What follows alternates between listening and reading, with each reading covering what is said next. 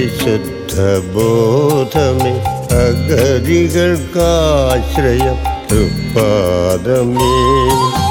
പരമഗുരുവേ പരിശുദ്ധ ബോധമേ അഗതികൾക്കാശ്രയം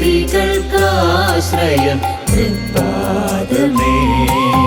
ഗതിയേയൻ ജീവനിൽ തുണയേ പരമാത്മ പാദമിന്നടിയങ്ങൾ വന്ദിക്കുന്നേ.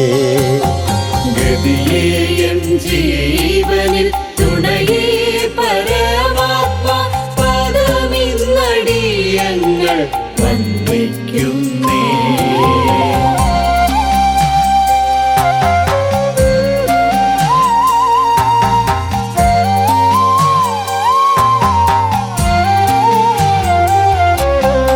അടിമയിൽ തന്നെ ജനിച്ചു ജീവിച്ചൊരു സമയമേഴകൾ ഓർത്തിടുന്നേ. അടിമനൂക്കം തകർത്തടിമയൊഴിച്ചൊരു തിരുമേനി കണ്ടിത കൈതൊഴുന്നേ.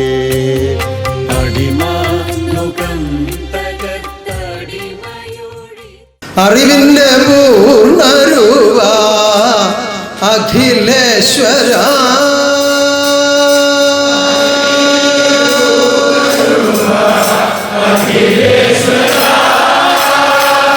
അറിവിന്റെ പൂർണ്ണരൂപ അഖിലേശ്വര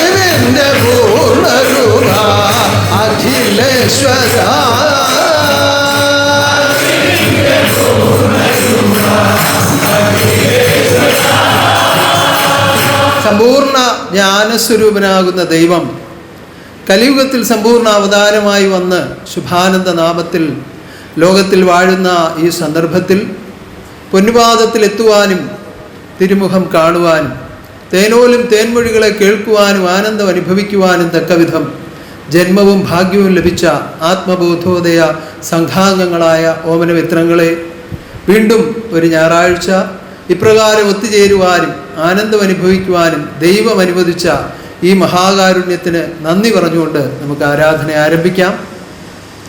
ആരാധന എന്നത് കൃത്യമായും ഒരു മനുഷ്യൻ്റെ ഹൃദയത്തിൽ നടക്കേണ്ടുന്ന സംഗതിയാണ്. ഒരു മനുഷ്യ ഹൃദയത്തിൽ നടക്കേണ്ടുന്ന സംഗതിയാണ് ആരാധന. ആരാധന എന്ന അവസ്ഥ ഒരു ഹൃദയത്തിൽ രൂപാന്തരപ്പെട്ട് കിട്ടണമെങ്കിൽ അതിന് താഴെയുള്ള ചില പടികൾ നമ്മൾ കടന്നു ചെന്നെങ്കിലേ സാധ്യമാകുകയുള്ളൂ. അതെന്തൊക്കെയാണ്? അറിവ്, ആചാരം, വിശുദ്ധി. അറിവ്, ആചാരം, വിശുദ്ധി. ഇപ്പം 4 നാൾ ആചാരം, 3 നാൾ വിശുദ്ധ വ്രതം.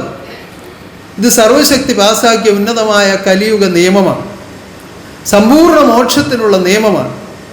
അപ്രകാരം ആചാരകർമ്മങ്ങളെ ആധാരമാക്കിക്കൊണ്ട് 4 ദിവസം ജീവിതം ചെയ്ത് വിശുദ്ധമായ ബ്രഹ്മചര്യം ഉൾപ്പെടെയുള്ള വിശുദ്ധ വ്രതം ആചരിച്ച് വന്നു ചേരുന്ന സന്താനങ്ങൾക്കാണ് ആരാധന അനുഭവമാകുന്നത്. ഇപ്പോൾ നമ്മൾ ബാഹ്യമായി എല്ലാവരും ഒത്തുചേർന്നിരുന്ന് ആന്തരികമായി നടക്കേണ്ടുന്ന ആരാധനയുടെ ഒരു ബഹിർസ്ഫുരണം എന്ന പോലെ നടത്തപ്പെടുന്ന ഈ ആരാധനയിൽ ആരാധ്യനാകുന്ന ഗുരുവിൻ്റെ കാരുണ്യവും അനുഗ്രഹവും ആശ്വാസവും ആനന്ദവും ദാനം ചെയ്തുകൊണ്ട് നടത്തപ്പെടുമ്പോൾ നമ്മൾ ഉള്ളിലേക്ക് ഇറങ്ങി ഈ മഹാസത്യത്തെ ചിന്തിച്ച് ബോധ്യപ്പെട്ടുകൊണ്ട് വേണം ആരാധനയിൽ പങ്കെടുക്കുവാൻ. എങ്കിൽ മാത്രമേ ആരാധനയുടെ സുഖാനുഭൂതികളെ അനുഭവിച്ചറിയുവാനും നാളെ മുതൽ ആരംഭിക്കുന്ന പുതിയ ആഴ്ചയിൽ വീണ്ടും പ്രചോദനം ഉൾക്കൊണ്ടുകൊണ്ട് പുതിയ ഹൃദയത്തോടുകൂടി ഗുരുവിനെ ആശ്രയിച്ചും ഗുരുവിൻ്റെ അറിവിനെ സ്വീകരിച്ചും ആചാരകർമ്മങ്ങൾ ആധാരമാക്കിക്കൊണ്ട് തെറ്റുകുറ്റങ്ങൾ കൂടാത്ത ഗൃഹസ്ഥാശ്രമ ജീവിതം ചെയ്യുവാൻ പ്രാപ്തി ഉണ്ടാവുകയുള്ളൂ. ഒരാഴ്ച കൊണ്ട് തീർന്നു പോകുന്നതല്ല ഒരു ജീവിതം,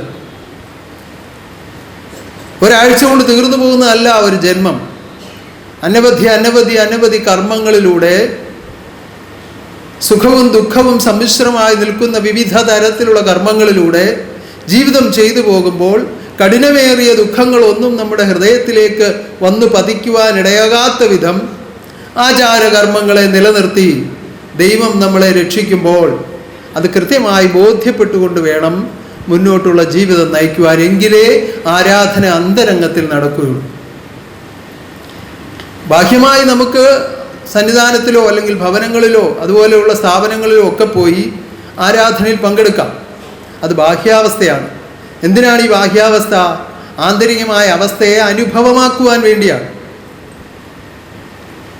ആന്തരികമായ അവസ്ഥയെ അനുഭവമാക്കുവാൻ വേണ്ടിയാണ് ബാഹ്യമായ ആരാധന വെച്ചിരിക്കുന്നത്.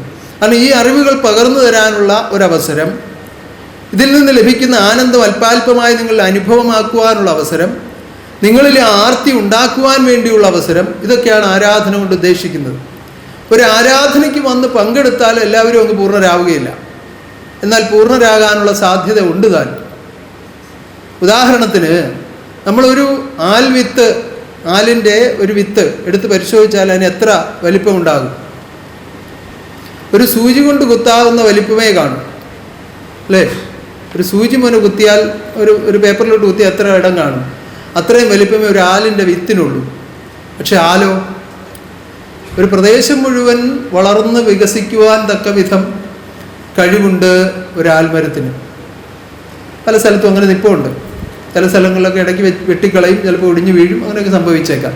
പക്ഷെ ഒരു ആലിന് ഒരു പ്രദേശം എന്ന് പറയുമ്പോൾ വലിയൊരു ഏരിയ കവർ ചെയ്യാനുള്ള പ്രാപ്തി ഒരു ആലിനുണ്ട്. അതിന് കാരണമായി നിന്നത് എന്താണ്? ഒരു ചെറിയ വിത്താണ്. ഒരു കടുകിനെ 4 മുറിച്ചാൽ എത്ര വലിപ്പം കാണും? അത്രയും വലിപ്പം ഒരു ആലിൻ്റെ വിത്തിനുള്ളൂ. കണ്ടിട്ടുള്ളവർക്കറിയാം. ഇപ്പോഴത്തെ കുഞ്ഞുങ്ങൾക്കൊന്നും അറിയില്ലല്ലോ. എല്ലാം അറിയാം എന്നറിവുള്ളതും ഒന്നും അറിഞ്ഞുകൂടാത്തതും ഇപ്പോൾ പുതിയ തലമുറയാണ്. അവരോട് ചോദിച്ചാൽ അച്ഛനമ്മമാർ പറയുന്നതിനെ വരെ ഖണ്ഡിക്കും. കാരണം എന്താ? അവർക്കറിയാവുന്ന അത്ര അച്ഛനമ്മമാർക്ക് അറിയില്ല എന്നാണ് അവരുടെ ധാരണ. ഇപ്പോഴത്തെ പഠനത്തിൻ്റെ പ്രത്യേകതയാണ്. ഗുരുത്വവും ബഹുമാനവും ഒന്നും അവരിലേക്ക് കൊടുക്കില്ല. അവരെ അങ്ങ് ശാസ്ത്രജ്ഞന്മാരും എഞ്ചിനീയർമാരും ഒക്കെ ആക്കി അങ്ങ് വളർത്തുക. അവർക്കെല്ലാം അറിയാം. പക്ഷേ ഭഗവാൻ പറഞ്ഞതുപോലെയാണ്, പാദം ചെയ്ത് ഇടുകിൽ വാസ്തവം ഉള്ളിലില്ല, അല്ലലൊഴിയാത്ത പൊള്ളമുള. ഒന്നുമില്ല, അങ്ങോട്ട് തള്ളി അങ്ങോട്ട് വീഴുന്ന സൈസല്ല. അതുപോരാ, നമുക്ക് ധർമ്മബോധത്തോടു കൂടിയുള്ള ജീവിതം നയിക്കുവാൻ തക്ക വിധത്തിലുള്ള അറിവ് സ്വീകരിക്കണമെങ്കിലേ ജന്മങ്ങൾ പൂർത്തിയാവുകയുള്ളൂ. അപ്പം ഈ ചെറിയ വിത്തിൽ നിന്ന് വലിയ ആൽമരം ഉണ്ടാകുന്നത് പോലെ ഒരു ആരാധനയിൽ കൂടി ഈശ്വരൻ പകർന്നു തരുന്ന ചെറിയ ചെറിയ അറിവുകൾ നിന്റെ ഉള്ളിൽ വളർന്ന് പന്തലിച്ച് പരലോകമായി തീരുവാൻ പ്രാപ്തിയുള്ളതാണ്. ആ പരലോകത്തിലാണ് നീ ചേരേണ്ടത്. നിത്യാനന്ദ സ്വർഗസുഖത്തിൽ നിത്യവും ജീവിക്കുവാൻ. നിത്യാനന്ദ സ്വർഗപിതാവാം സർവേശ്വരൻ ഭക്തനായിട്ടുദയമായി.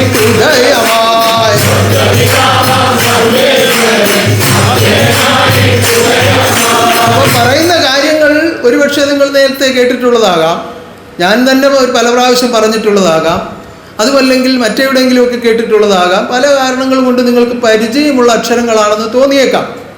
പക്ഷേ നിങ്ങളുടെ ഹൃദയം എത്രത്തോളം വികാസം പ്രാപിക്കുന്നുവോ, എത്രത്തോളം വിശുദ്ധിയെ പ്രാപിക്കുന്നുവോ, അതിനനുസരിച്ച് ഈ അറിവുകൾ നിങ്ങളുടെ ഉള്ളിൽ അനിർവചനീയമായ പരമാനന്ദാവസ്ഥയെ ദാനം ചെയ്യും. അതാണ് ഗുരുവിൻ്റെ ശബ്ദത്തിൻ്റെ പ്രത്യേകത. ആത്മജ്ഞാനത്തിൻ്റെ പ്രത്യേകത അതാണ്. അത് കൃത്യമായി ബോധ്യപ്പെട്ടിട്ടുള്ളവരാണ് വീണ്ടും വീണ്ടും ഈ ആർത്തിയോട് ആരാധനയ്ക്ക് വന്നു ചേരുന്നത്. കാരണം ഒരു ആരാധനയ്ക്ക് വന്ന് പങ്കെടുക്കുമ്പോൾ അവർക്ക് അറിയില്ല എന്താ സംഭവിക്കുന്നതെന്നൊന്നും അറിയില്ല. പക്ഷേ വരുന്നത് പോലെ അല്ല പോകുന്നതെന്ന് മാത്രം അറിയാം. വരുമ്പോൾ പലവിധ ഭാരങ്ങളുമൊക്കെ ആയിട്ട്, ഒരാഴ്ച കാലത്തെ ഭാരങ്ങളൊക്കെ ആയിട്ടാണ് വരുന്നത്. പക്ഷെ ഇവിടെ വന്നു കഴിയുമ്പോൾ എന്തെന്നില്ലാത്ത ഒരു സുഖം, ഒരു ആശ്വാസം അത് അനുഭവിക്കുന്നുണ്ട്. അത് ഓരോരുത്തരും തിരിച്ചറിയുന്നുണ്ട്. അത് ഉള്ളിൻ്റെ ഉള്ളിലിരുന്ന് ആത്മാവ് അത് തിരിച്ചറിയുന്നു. അതുകൊണ്ടാണ് അടുത്ത ആഴ്ചയാകുമ്പോൾ വീണ്ടും വരണമെന്നുള്ള ആർത്തി ഉണ്ടാകുന്നത്. അല്ലാതെ പ്രത്യേകിച്ച് ഇവിടെ ബിസിനസ് ഒന്നും ചെയ്യുന്നവരല്ലല്ലോ, അല്ലെങ്കിൽ ബാഹ്യമായിട്ട് എന്തെങ്കിലും കാര്യം നേടാമെന്ന് വിചാരിച്ച് വരുന്നവരും അല്ലല്ലോ. ഇന്നത്തെ കാലത്ത് പണ്ടൊക്കെ പലരും പറയുമായിരുന്നു ഒരു നേരത്തെ ആഹാരം കഴിക്കാൻ വേണ്ടി പല ആളുകളും, നമ്മുടെ കൂട്ടത്തിലുള്ള പഴയ ആളുകൾ പലരും അങ്ങനെ വന്നവരുണ്ട്. ഇവിടെ വന്ന് ഒരു നേരത്തെ ആഹാരം കിട്ടുമല്ലോ എന്ന് ഉദ്ദേശിച്ച് വന്നു എന്ന് പറയുന്ന ഇപ്പോഴും ജീവിച്ചിരിക്കുന്ന പല ആളുകളുമുണ്ട്. ഇപ്പോൾ എല്ലാ വീടുകളിലും അതിനുള്ള സംവിധാനമുണ്ട്. അപ്പോൾ അത് ഉദ്ദേശിച്ച് വരുന്നു എന്ന് പറയാനും പറ്റുമോ? ഇതിനൊന്നുമല്ല വരുന്നത്. പിന്നെ എന്തിനാണ് വരുന്നത്? ആശ്വാസം തേടി ഞാൻ വന്നു, എൻ്റെ ആത്മനാഥൻ്റെ അടുത്ത്.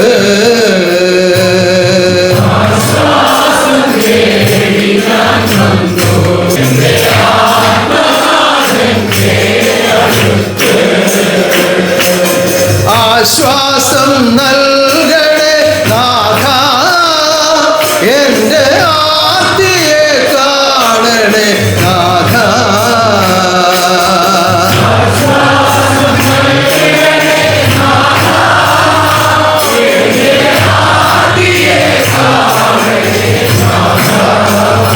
ഓരോ ഹൃദയത്തിലും ഈശ്വരൻ പകർന്നു നൽകുന്ന ആ ആശ്വാസം, അതാണ് നിങ്ങളെ വീണ്ടും വീണ്ടും ഇങ്ങോട്ട് ആകർഷിക്കുന്നത്. ആ ആശ്വാസം അനുഭവിക്കുവാൻ എന്തു വേണം? ആരാധന ഉണ്ടാവണം. ആരാധന ഓരോ ഹൃദയങ്ങളിലും സംഭവിക്കുവാൻ തക്കവിധം ദൈവം ഒരുക്കിയിരിക്കുന്ന ഈ ദിവ്യമായ ആദർശം. ആത്മബോധോദയ സംഘം സ്ഥാപിച്ചതാരാണ്? ശിവാനന്ദ ഗുരുദേവൻ ആരാണ്? എൻ്റെ ഗുരുനാഥൻ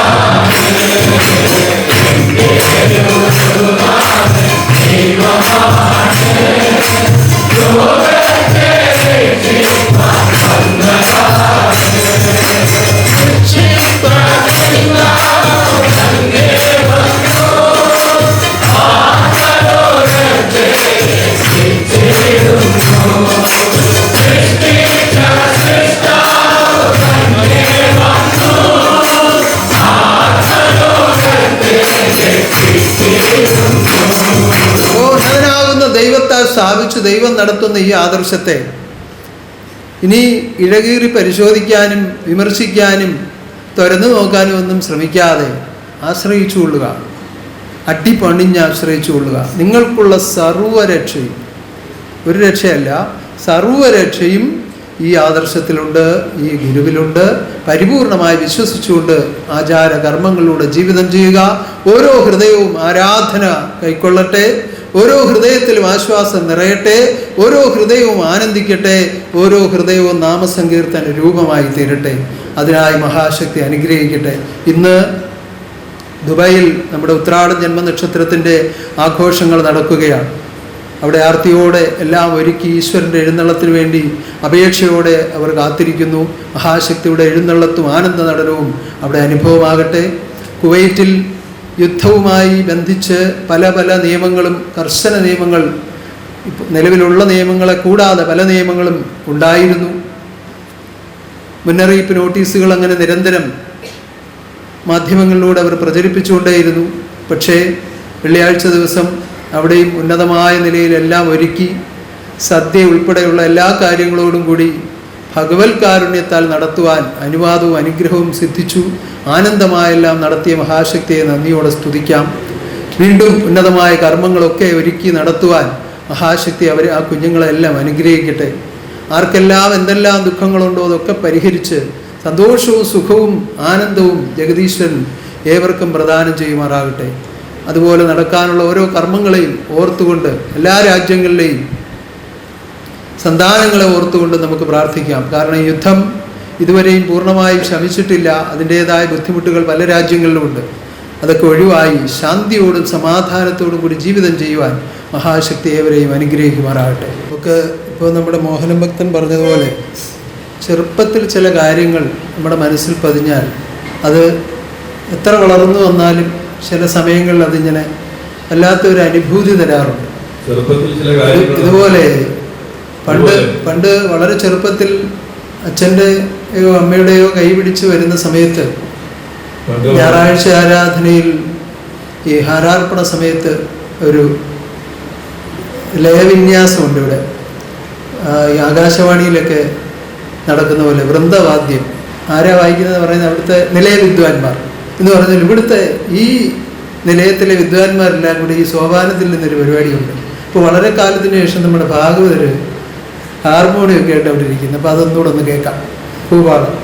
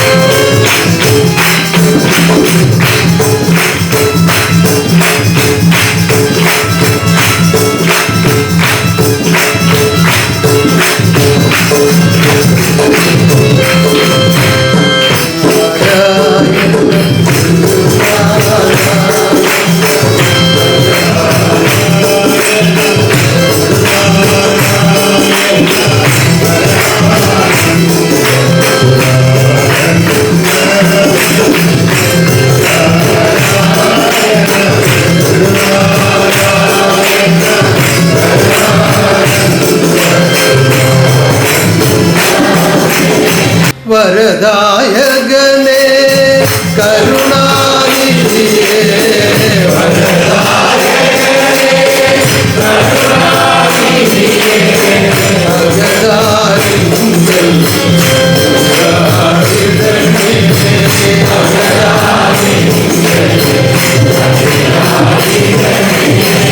ഗുരുപ്രസാദം വരപ്രസാദമായി ലഭിക്കുവാനാണ് ആദർശ ജീവിതം നയിക്കേണ്ടത്. ഗുരുപ്രസാദം വരപ്രസാദമായി ലഭിക്കുവാൻ വേണ്ടിയാണ് ആദർശ ജീവിതം നയിക്കേണ്ടത്. ഗുരുപ്രസാദം വരപ്രസാദമായി ലഭിച്ചു കഴിയുന്നവരുടെ അവസ്ഥയാണ് ഭഗവാനെ നോക്കി പാടുന്നത് വരദായകനെ കരുണാനിധിയെ. ഗുരുപ്രസാദം വരപ്രസാദമായി ലഭിച്ചവരുടെ അനുഭവത്തെയാണ് ഭഗവാനെ നോക്കി പാടുന്നത് വരദായകനെ കരുണ. ആ അനുഭവത്തിൽ എത്തിയവരാണ് അപ്രകാരം ആലപിക്കുന്നത്. ആ അനുഭവത്തിൽ എത്തിയവരാണ് അപ്രകാരം ആലപിക്കുന്നത്. ആ ഒരു അനുഭവത്തിൽ എത്താതെ ഒരാൾ ഒരു നാമത്തിൽ എങ്ങനെ ഗുരുവിനെ വർണ്ണിക്കും? ഒരു അനുഭവത്തിൽ എത്താതെ ഒരാൾ ഒരു നാമത്തിൽ എങ്ങനെ ഗുരുവിനെ വർണ്ണിക്കും? അങ്ങനെ വർണ്ണിക്കുവാൻ ആ അനുഭവത്തിൽ എത്തിയ ആളിനെ കഴിയുള്ളൂ. അങ്ങനെ വർണ്ണിക്കുവാൻ ആ അനുഭവത്തിൽ എത്തിയ ആളിനെ കഴിയുള്ളൂ. ഇത് നമുക്കിത് വർണ്ണിച്ചു തന്നത് ഭഗവാൻ തന്നെയാണ്. നമുക്കിത് വർണ്ണിച്ചു തന്നത് ഭഗവാൻ തന്നെയാണ്. എന്തുകൊണ്ട്? സർവാനുഭവങ്ങളുടെയും സമ്പൂർണ്ണ രൂപമാണ് ഗുരുവിന്റെ രൂപം. സർവാനുഭവങ്ങളുടെയും സമ്പൂർണ്ണ രൂപമാണ് പരമഗുരു. എന്നാൽ ഇത് കേട്ട് കേട്ട് പാടുന്നവർ ഇതെല്ലാം അനുഭവിച്ചവരല്ല.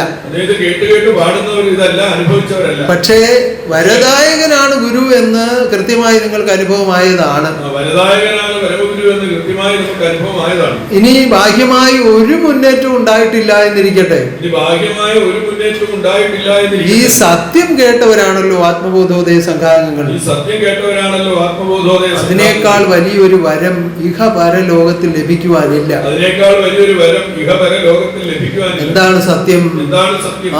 സർവലോകത്തിലും നിറഞ്ഞു നിൽക്കുന്ന മഹാചൈതന്യമാണ് സത്യം. സർവലോകത്തിലും നിറഞ്ഞു നിൽക്കുന്ന മഹാചൈതന്യമാണ് സത്യം. എന്തെല്ലാം ഉണ്ടായാലും ഇല്ലാതായാലും എന്നും ഉള്ളതായി തന്നെ നിൽക്കുന്നതാണ് സത്യം. എന്തെല്ലാം ഉണ്ടായാലും ഇല്ലാതെയായാലും എന്നും ഉള്ളതായി തന്നെ നിലനിൽക്കുന്നതാണ്. അങ്ങനെ എന്നും ഉള്ളതായി നിൽക്കുന്ന ആ സമ്പൂർണ്ണ സത്യത്തെ, അങ്ങനെ എന്നും ഉള്ളതായി നിൽക്കുന്ന സമ്പൂർണ്ണ സത്യത്തെ വരപ്രസാദമായി ലഭിച്ച ഓമനമിത്രങ്ങളെ, വരപ്രസാദമായി ലഭിച്ച ഭഗവാന്റെ ആ അനുഭവ സമ്പത്ത് ലഭിച്ചിട്ടുള്ള ഓമന സന്താനങ്ങളെ, അനുഭവ സമ്പത്ത് ലഭിച്ചിട്ടുള്ള ഭഗവാന്റെ ഓമന ഇതൊന്നും മറക്കാതെ ഉന്നതനാകുന്ന ഗുരു അറിയിക്കുന്ന അറിവിൻ പ്രകാരം ഈ ലോകത്തിൽ നിങ്ങൾ ജീവിതം ചെയ്താൽ, ഉന്നതമായ വരപ്രസാദം എന്താണ്, അതിന്റെ മഹത്വം എന്ന് പൂർണ്ണമായും ആത്മാവിൽ ബോധ്യപ്പെടും. അങ്ങനെ ബോധ്യപ്പെടണമെങ്കിൽ ഈ ആദർശ നിയമപ്രകാരം ജീവിച്ചെങ്കിലേ സാധിക്കുകയുള്ളൂ. എന്തെല്ലാം ലോകസുഖങ്ങൾ നമ്മൾ നേടിയെന്ന് പറഞ്ഞാലും അതൊക്കെ ക്ഷണഭങ്കുരമാണ്, അല്പാൽപമായോ മുഴുവനായോ നഷ്ടപ്പെട്ടു പോകാൻ ഇടയുള്ളതാണ്. അതൊക്കെ ക്ഷണഭങ്കുരമാണ്, അല്പാൽപമായോ മുഴുവനായോ നഷ്ടപ്പെട്ടു പോകാൻ ഇടയുള്ളതാണ്. ഇതൊന്നും നഷ്ടപ്പെടാതെ ഒരാൾ അതിന്റെ ആ കൊടിയ അവസ്ഥയിൽ ജീവിച്ചിരുന്നു എന്നിരിക്കട്ടെ. ഇതൊന്നും നഷ്ടപ്പെടാതെ ഒരാൾ അതിന്റെ കൊടിയ അവസ്ഥയിൽ ജീവിച്ചിരുന്നു. നാൾക്ക് നാൾ ഇങ്ങനെ ഐശ്വര്യത്തിൽ ഐശ്വര്യത്തിൽ ഐശ്വര്യത്തിൽ വളർന്നു വന്ന ഒരാളാണെന്നിരിക്കട്ടെ. നാൾക്ക് നാൾ ഇങ്ങനെ ഐശ്വര്യത്തിൽ ഐശ്വര്യത്തിൽ ഐശ്വര്യത്തിൽ വളർന്നു വന്ന ഒരാളാണെന്നിരിക്കട്ടെ. ഒന്നും നഷ്ടപ്പെടാതെ വർദ്ധിപ്പിച്ചുകൊണ്ടിരുന്ന ഒരു മനുഷ്യനാണെന്നിരിക്കട്ടെ. നഷ്ടപ്പെടാതെ വർദ്ധിപ്പിച്ചുകൊണ്ടിരുന്ന ഒരു മനുഷ്യനാണെന്നിരിക്കട്ടെ.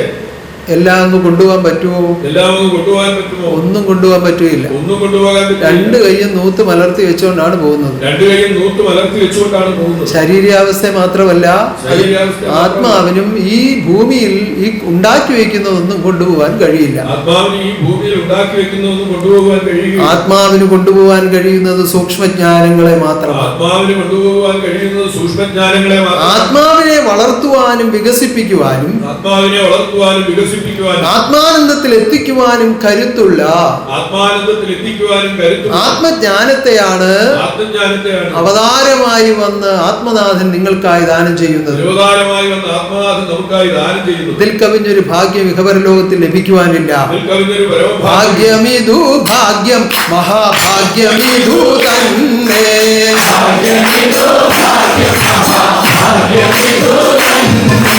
ഭാഗ്യമിതു ഭാഗ്യം മഹാഭാഗ്യമിതു തന്നെ.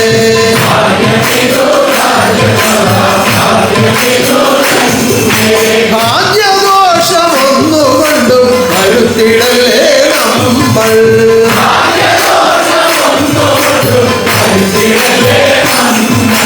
ഭാഗ്യദോഷമൊന്നുകൊണ്ടും കരുത്തിടലേ നമ്മൾ.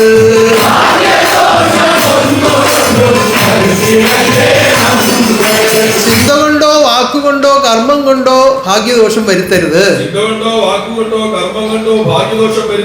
ചിന്തിക്കുന്ന ചിന്തകളെല്ലാം അറിയുന്നവനാണ് ഗുരു. ചിന്തിക്കുന്ന ചിന്തകളെല്ലാം അറിയുന്ന വസ്തുവാണ് ഗുരു. അപ്പൊ പിന്നെ പറയുന്ന കാര്യത്തെ പറ്റി പ്രത്യേകിച്ച് പറയേണ്ട കാര്യമുണ്ടോ? പറയുന്ന കാര്യത്തെ പറ്റി പ്രത്യേകിച്ച് പറയേണ്ട. പിന്നെ കർമ്മങ്ങളെ കുറിച്ച് പറയേണ്ട കാര്യമുണ്ടോ? കർമ്മങ്ങളെ കുറിച്ച് പറയേണ്ട. ഇതെല്ലാം അറിയുന്ന അറിവാണ് ഗുരു.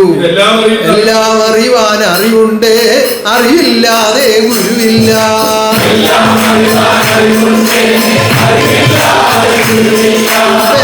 അറിയുന്ന അറിവായി നിലനിൽക്കുന്ന ഗുരുവിനെയാണ് ആരാധിക്കുന്നത് എന്ന ഓർമ്മ ആദ്യം ഉണ്ടാവണം. അപ്പൊ നമ്മുടെ അച്യുതൻ നായർ സാർ പറഞ്ഞ അനുഭവ സാക്ഷിയിൽ പറഞ്ഞല്ലോ, എനിക്ക് ഏറ്റവും ബലവത്തായ സ്ഥലത്താണ് ഞാൻ വന്നു പെട്ടിരിക്കുന്നത്. എനിക്ക് ഒരു ദോഷവും ഇനി വരികയില്ല, ഒരു ദുഃഖവും വരികയില്ല. ഞാൻ വന്നത് എന്റെ ദൈവത്തിന്റെ മുന്നിലാണ് എന്നാണ് സാക്ഷീകരിച്ചത്. അതിന്റെ കൂടെ ഒരു കാര്യം പറഞ്ഞു, ഇതിന്റെ മേളിൽ ഇനി എനിക്ക് ഒരറിവിന്റെയും ആവശ്യമില്ല എന്ന് പറഞ്ഞു. അത് നിങ്ങൾ എത്ര പേര് ശ്രദ്ധിച്ചു? ഇതിന് മേളിൽ ഇനി ഒരു അറിവിന്റെ ആവശ്യം എനിക്കില്ല. ഏതിന്റെ മേളിൽ? ഞാൻ എപ്പോഴും ഓരോ പക്കനാൾ സ്തുതികളിലും ഓരോ ആരാധനകളിലും ഞാൻ പറഞ്ഞുകൊണ്ടേയിരിക്കുന്ന ഒരു പ്രധാനപ്പെട്ട കാര്യമാണ്,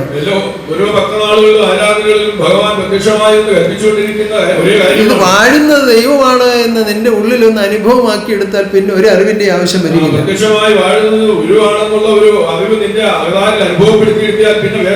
വിവിധ കർമ്മ വഴികളിലൂടെ വിവിധാനുഭവങ്ങളിലൂടെ ദൈവമാണ് വാഴുന്നത് എന്നൊരാത്മാവിൽ ബോധ്യപ്പെട്ടു കഴിഞ്ഞാൽ അതിനപ്പുറം പിന്നൊന്നും അറിയാനില്ല. ഓ സാക്ഷാൽ മഹാവിഷ്ണു മായാവേഷം ധരിച്ച് ലോകത്തിൽ വന്നു വാഴുന്നുണ്ട്.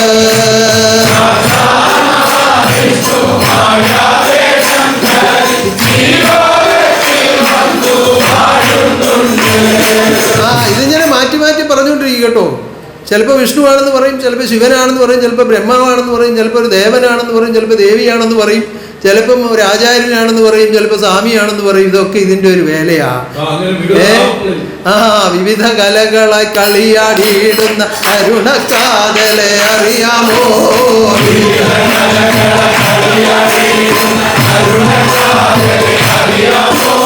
വിവിധ കലകളെ കളിയാടിയിടുന്ന കരുണക്കാതലെ അറിയാമോ?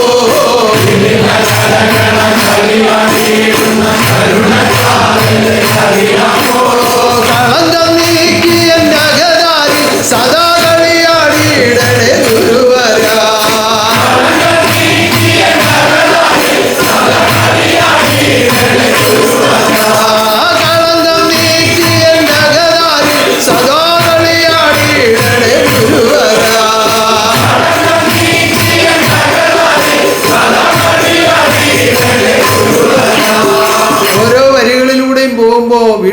ആ അനുഭൂതിയിലേക്ക് പോവുകയാണ്. ഓരോ വരികളിലൂടെയും പോകുമ്പോൾ വീണ്ടും വീണ്ടും ആ അനുഭൂതിയിലേക്ക് പോവുകയാണ്. കളങ്കം നീക്കാതെ ഗുരുവിന്റെ വാഴ്ച അനുഭവമാകില്ല. കളങ്കം നീക്കാതെ ഗുരുവിന്റെ തിരുവാഴ്ച. കളങ്കം നീക്കി എൻ്റെ അകതാരിൽ, കളങ്കം നീക്കി എൻ്റെ അകതാരിൽ സദാ. അപ്പോ ആ സദാ എന്ന് പറയുമ്പോ പാട്ടിന്റെ സൗന്ദര്യത്തിന് വേണ്ടി ചേർത്തതല്ല. ഓ അരനിമിഷം പോലും വിട്ടുപിരിയാതെ എന്റെ കൂടെ വാഴണേ എന്നുള്ളതാണ്. പിരിയരുതേ നീ പിരിയരുതേ എൻ്റെ അകതാരിൽ നിന്നൊഴിയരുതേ.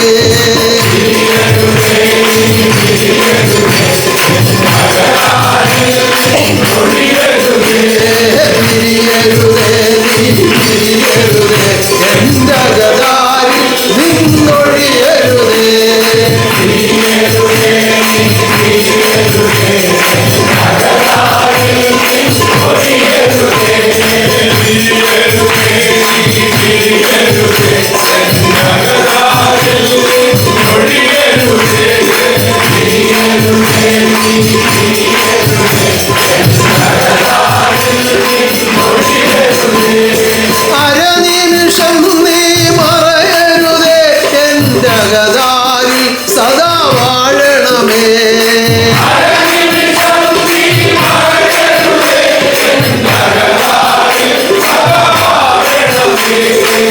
അരനിമിഷം നീ മറയരുതേ എൻ്റെ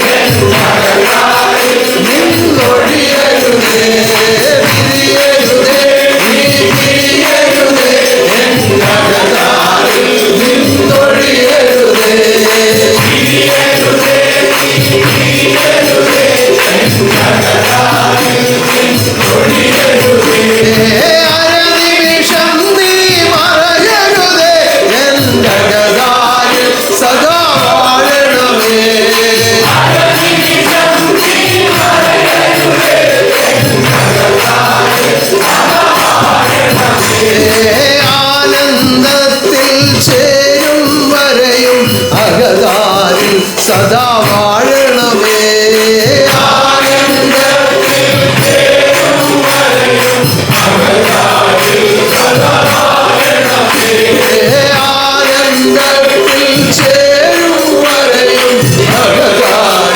സദാ വാഴണമേ.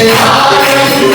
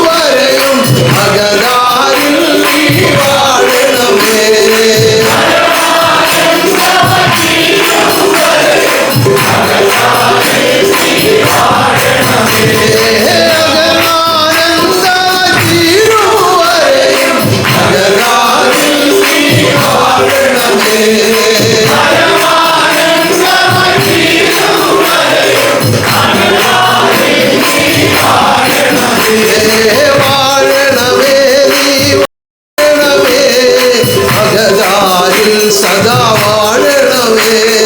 വാഴണമേ, വാഴണമേ,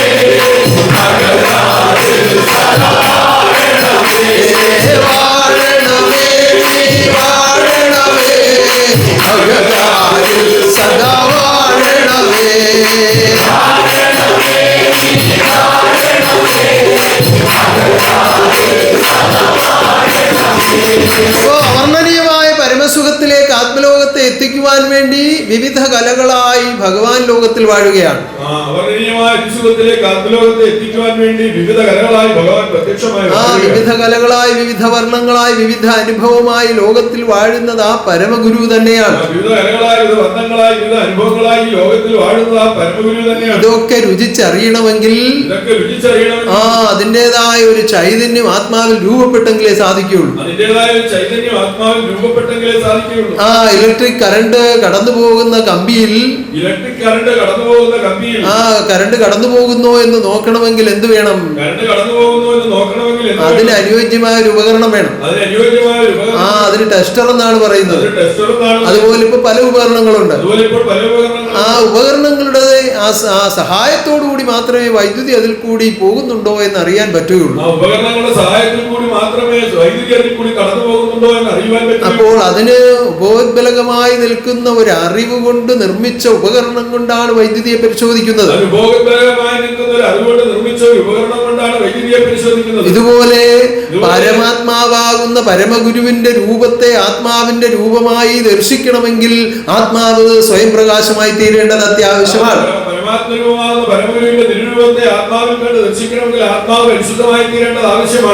സ്വയം പ്രകാശമായി തീരേണ്ടത് ആവശ്യമാണ്. അങ്ങനെ സ്വയം പ്രകാശമായി തീരുവാനാണ് സ്വയംഭായ ഭക്തി ഉണ്ടാകണമെന്ന് പറയുന്നത്. സ്വയംഭായ ഭക്തി ഉണ്ടാകണമെങ്കിൽ ഈ അറിവുണ്ടെങ്കിലേ സാധിക്കുകയുള്ളൂ. ഏതറിവ് വേണം? പരമഗുരുവിന്റെ തിരുനാവിൽ നിന്ന് ഉതിർന്നു വീഴുന്ന ജീവനുള്ള ജ്ഞാനം വേണം. അതിന് മാത്രമേ ജീവനുള്ളൂ. അല്ലാതുള്ളതിന് ജീവനില്ല. പല രൂപത്തിൽ വരച്ചു വെച്ചിരിക്കുന്നു എന്നേ ഉള്ളൂ. കേട്ടത് പറഞ്ഞതുകൊണ്ട് ആത്മജ്ഞാനമാവുകയില്ല. അകതാരിൽ നിന്ന് ഉദയമാകുന്ന ഗുരുവിന്റെ പ്രകാശത്തെ ആത്മലോക രക്ഷാർത്ഥമായി ഗുരു പ്രകാശിപ്പിക്കുമ്പോൾ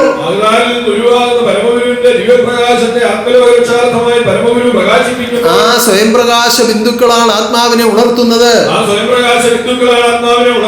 അതാണ് ഉയർത്തുന്നത്, അതാണ് വളർത്തുന്നത്. ആ ഉയർച്ചയിലും വളർച്ചയിലുമാണ് ആത്മാവ് നിത്യാനന്ദം കൊള്ളുന്നത്. ഇത് കേട്ട് പോയത് കൊണ്ട് ഒരു കാര്യവുമില്ല. അത് ഗ്രഹിക്കണം, വീണ്ടും മനനം ചെയ്യണം. എന്നിട്ട് ഉന്നതമായ കർമ്മങ്ങളിൽ ഏർപ്പെടുവാൻ സജ്ജരാകണം. അതുകൊണ്ടാണ് ഒരുങ്ങുവിൻ സോദരരെ നിത്യാനന്ദ രാജ്യം അതിൽ എത്തിച്ചേരുവാൻ എന്ന് കൽപ്പിച്ചിരിക്കുന്നത്.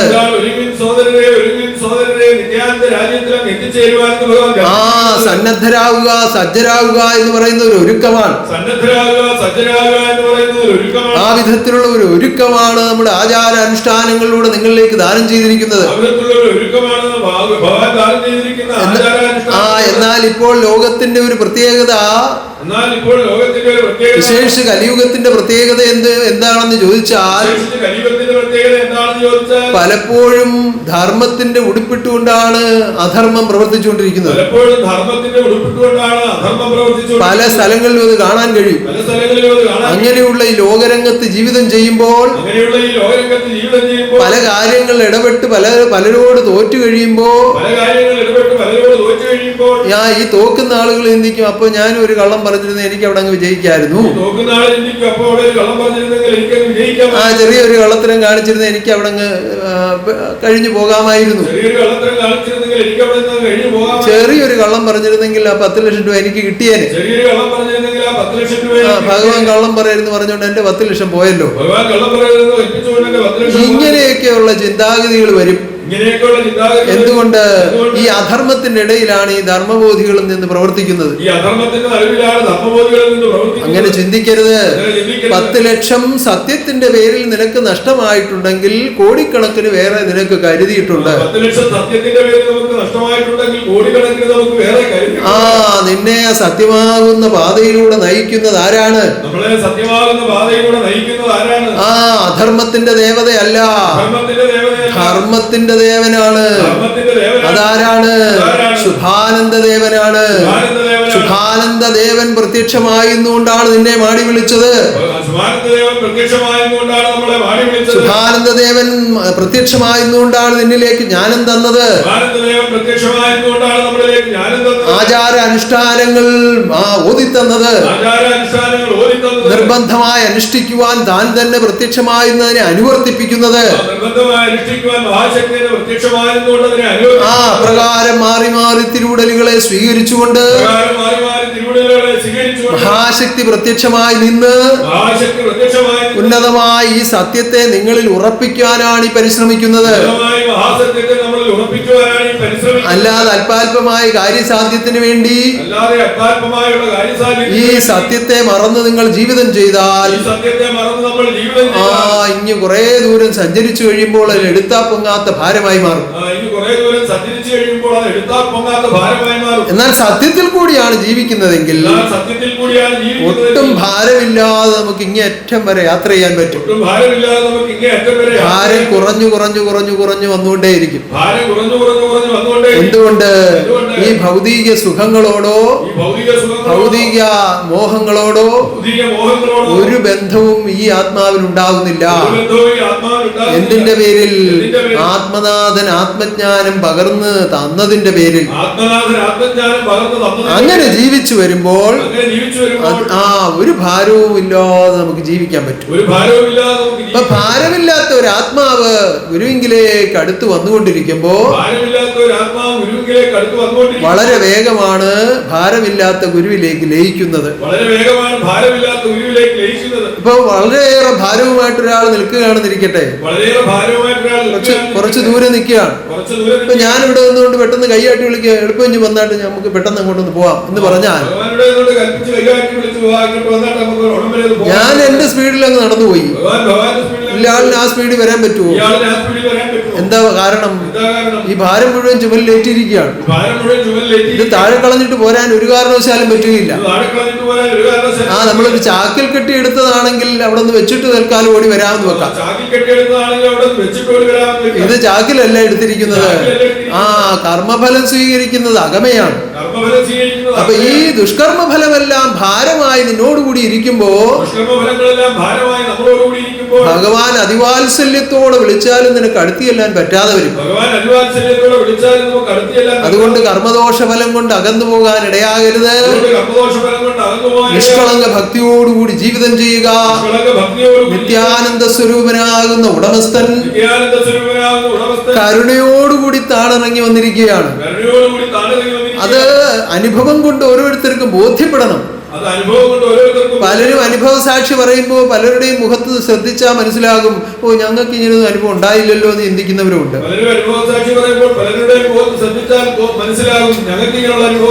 എന്തുകൊണ്ടുണ്ടാകുന്നില്ല? ഈ ശ്രദ്ധയില്ലാത്തതുകൊണ്ടാണ് ഉണ്ടാവാത്തത്. ഗുരുവിനെയും തന്റെ കർമ്മങ്ങളെയും ശ്രദ്ധിച്ചാണ് മുന്നോട്ട് യാത്രയെങ്കിൽ,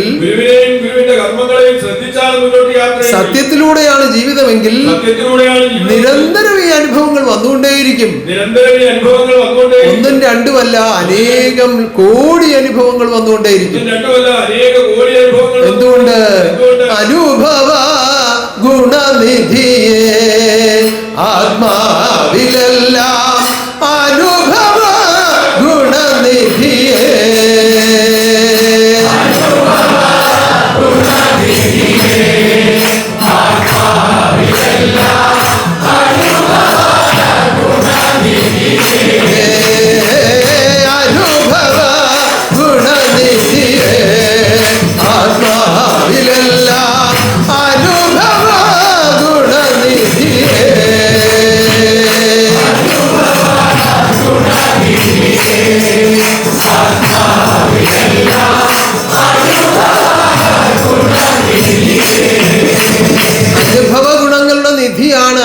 പരമഗുരു.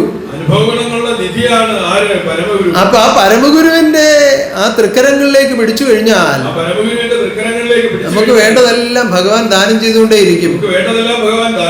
ഒരു ദിവസം തന്നെ നമുക്ക് വിവിധ അനുഭവങ്ങൾ ഉണ്ടായിക്കൊണ്ടേയിരിക്കും. വിവിധ അനുഭവങ്ങൾ ഉണ്ടായിക്കൊണ്ടേ ഒന്നോ രണ്ടോ അനുഭവങ്ങൾ കൊണ്ട് ഒരു മനുഷ്യജന്മം പൂർത്തീകരിക്കാൻ പറ്റുകയില്ല. ഒന്നോ രണ്ടോ അനുഭവങ്ങൾ കൊണ്ട് മനുഷ്യജന്മം പൂർത്തീകരിക്കും. ആ മഹാതത്വം ഇനിയെങ്കിലും നിങ്ങൾ മനസ്സിലാക്കണം. ആ മഹാതത്വം ഇനിയെങ്കിലും നമ്മൾ മനസ്സിലാക്കണം. അനുഭവജ്ഞാനങ്ങളുടെ പൂർത്തീകരണം കൊണ്ട് മാത്രമേ ഗുരുവിലേക്ക് ലയിക്കാൻ പറ്റുകയുള്ളൂ. അനുഭവജ്ഞാനങ്ങളുടെ പൂർത്തീകരണം കൊണ്ട് മാത്രമേ ഗുരുവിലേക്ക് ലയിക്കാൻ അപ്പൊ പറ്റൂ. ഒരു ജന്മം കൊണ്ട് ഈ ലോകത്തിലുള്ള സർവാനുഭവങ്ങളെയും നമുക്ക് സ്വാധീനിച്ചെടുക്കാൻ പറ്റുമോ?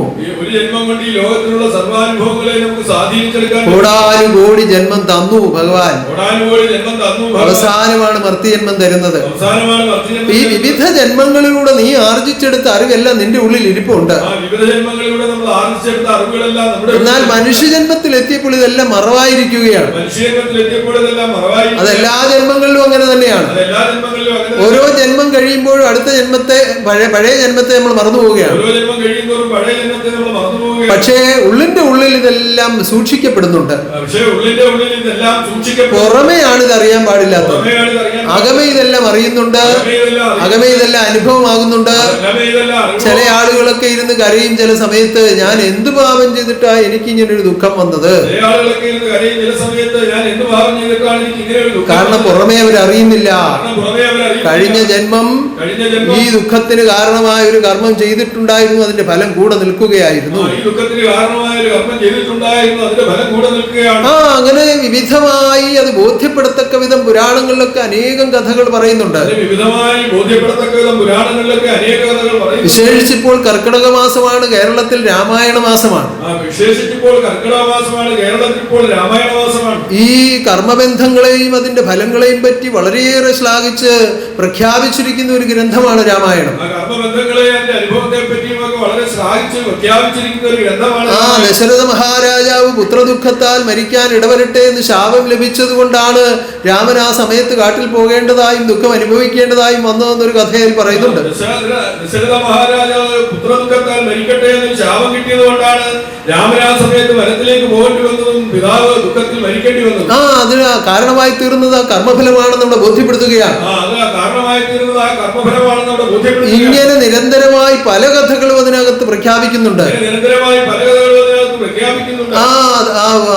നമ്മുടെ വാൽമീകി മഹർഷി കാട്ടാളനായിരുന്ന സമയത്ത് രത്നാകരൻ എന്ന കാട്ടാളൻ ആ സപ്തർഷികളെ ഉപദ്രവിക്കാൻ ചെന്നപ്പോ, നീ എന്തിനാ ഞങ്ങളെ ഉപദ്രവിക്കുന്നത് എന്ന് ചോദിച്ചു. പറഞ്ഞു, എന്റെ ഭാര്യയ്ക്കും കുഞ്ഞുങ്ങൾക്കും ജീവിക്കാൻ മാർഗം ഇതേ ഉള്ളൂ എന്ന് പറഞ്ഞു. എന്നാ ഞങ്ങൾ ഇവിടെ നിൽക്കാം, നീ അവരോട് പോയി ചോദിച്ചിട്ട് വാ, നീ ചെയ്യുന്ന ഈ ദുഷ്കർമ്മത്തിന്റെ ഫലം അവരുകൂടി അനുഭവിക്കാമോ എന്ന് ചോദിച്ചിട്ട് വരാൻ പറഞ്ഞു.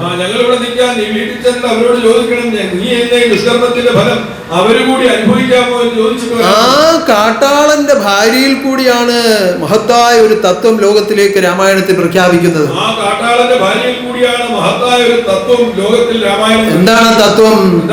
താന്താങ്ങൾ ചെയ്തിടിന പാപകർമ്മ ഫലം താന്താങ്ങൾ അനുഭവിച്ചിടുകന്നേ വരൂ. അതാണ് അതിൽ ഏറ്റവും പ്രധാനമായി പറയുന്നത്. അപ്പൊ അവിടെയും എന്താണ് പ്രഖ്യാപിക്കുന്നത്? അവരവർ ചെയ്യുന്ന കർമ്മഫലം അവരവർ തന്നെ അനുഭവിച്ചിടും. അപ്പൊ ഈ കർമ്മവും കർമ്മഫലവും കർമ്മബന്ധങ്ങളും ജന്മവും പുനർജന്മവും ഒക്കെ എല്ലാം വളരെ വ്യക്തമായി ഭഗവാൻ പല രീതിയിൽ നിങ്ങളിലേക്ക് പകർത്തി തന്നിട്ടുണ്ട്. ഇത് മനസ്സിലാക്കി ജീവിച്ചാൽ ഞാൻ ചിന്തിക്കുന്ന ചിന്ത എനിക്ക് ദോഷം വരുന്നതാണോ എന്ന് അവരവർ തന്നെ ആദ്യം ചിന്തിക്കണം. ഓർക്കാപ്പുറത്തൊരു ചിന്ത അങ്ങ് വന്നു, അങ്ങനെ അങ്ങ് ചിന്തിച്ചു പോയി എന്ന് ചിലർ പറയും. അങ്ങനെ നമ്മുടെ ചിന്തയെ വിടാൻ നമുക്ക് അധികാരമില്ല. ഓർക്കാപ്പുറത്തൊരു വാക്കങ്ങ് പറഞ്ഞു പോയി, അന്നേരത്തെ ദേഷ്യത്തിനങ്ങ് പറഞ്ഞു അദ്ദേഹത്തിന് അതങ്ങ് വിഷമമായി പോയി എന്ന് ചിലർ പറയാറുണ്ട്. അങ്ങനെ ശ്രദ്ധിക്കാതെ ഒരു വാക്ക് പറയാൻ നമുക്ക് അധികാരമില്ല. ഓർക്കാതെ ഒരു അടിയൊക്കെ കൊടുത്തുപോയി, അത് വശക്കേട് ഒരു അടിയായി പോയി ചിലർ പറയും ചില സമയത്ത്. അങ്ങനെ ശ്രദ്ധ കൂടാതെ ഒരു കർമ്മം ചെയ്യാൻ നമുക്ക് അധികാരമില്ല. എന്തുകൊണ്ട്? മനസാ വാചാ കർമ്മണ എപ്പോഴും സൂക്ഷിച്ചിടാം.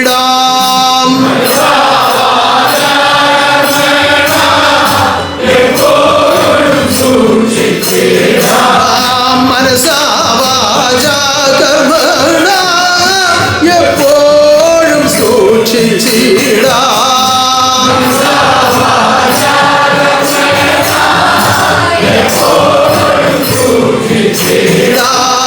എന്നു ഞാൻ ഗുരു മുൻപിൽ സത്യമായി ചൊന്നതല്ലോ.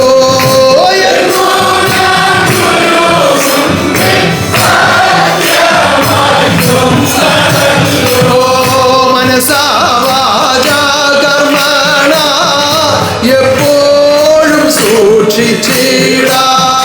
മനസാ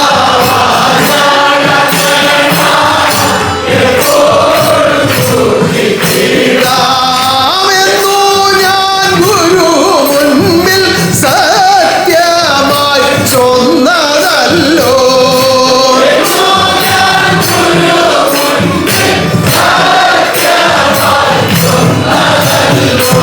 ചിന്തിക്കും ചിന്തയെല്ലാം തിരുവിഷ്ടമായിടേണമോ.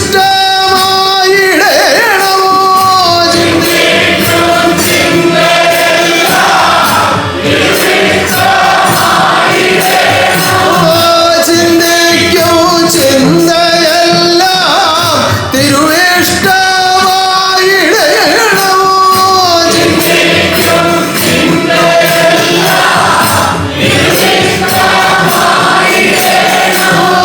പറയുന്ന വാക്കുകളും തിരുവിഷ്ടമായിടേണമോ.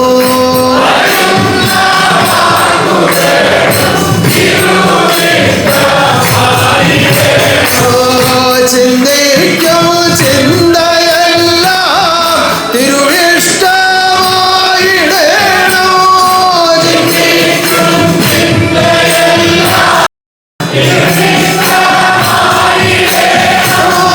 പറയുന്ന വാക്കുകളും തിരുവിഷ്ടമായിടേണമോ.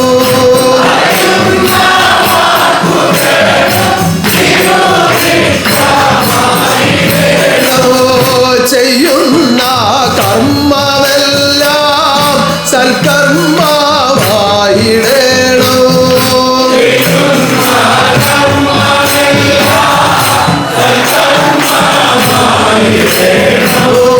ചെയ്യുന്ന കർമ്മമെല്ലാം സൽക്കർമ്മമായിടേണോ.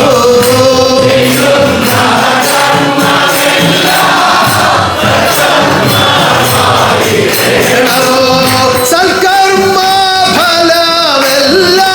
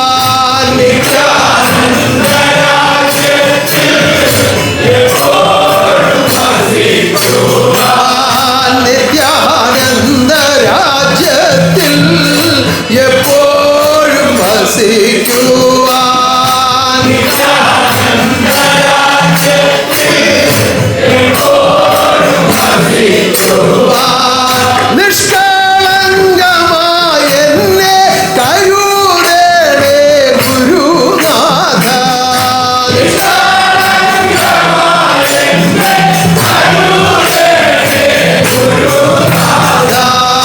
നിത്യാനന്ദ രാജ്യത്തിൽ എപ്പോഴും വസിക്കുവാൻ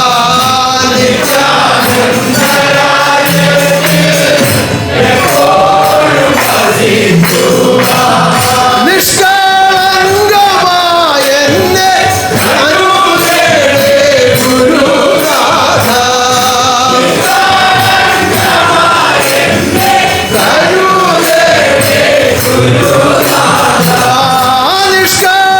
നിഷ്കളങ്കമായ എന്നെ കരുതണേ ഗുരുനാഥ.